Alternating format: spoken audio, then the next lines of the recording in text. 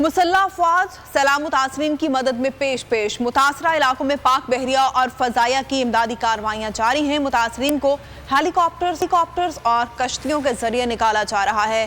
Ration کی تقسیم اور طبی سہولیات کی فراہمی بھی جاری ہے۔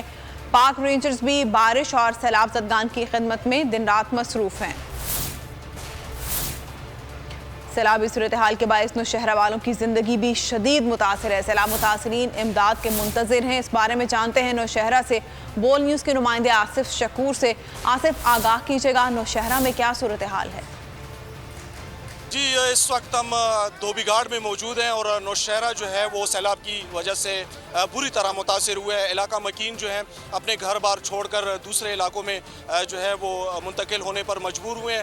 آپ بتائیں، آپ دھوبی گھاٹ میں رہتے ہیں، آپ لوگوں کے گھروں میں پانی داخل ہوا ہے، کیا مسائل آپ لوگوں کو درپیش ہیں؟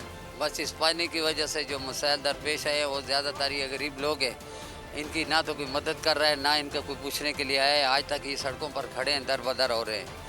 میری حکومت سے اپیل ہے کہ مہربانی کر کے آئیں، ان لوگوں سے پتہ کریں اور مقامی لوگوں سے جو اس دھوبی گھاٹ کے رہنے والے ہیں انہی لوگوں سے ملیں اور ان کے مسائل حل کریں۔ جی، یہاں پہ یہ بزرگ شہری کا یہی کہنا ہے کہ بہت زیادہ ان کو مسائل کا سامنے، سیلاب میں اضافہ ہوا تو 5-6 ہزار کیوسک ہی ہوگا جتنی آبادیوں کو ہٹ کرنا تھا سیلاب۔ ٹھیک، آپ کا شکریہ۔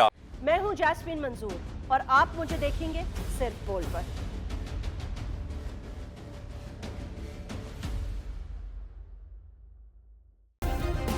سبسکرائب کریں اور بیل دبائیں تاکہ کوئی خبر رہ نہ جائے۔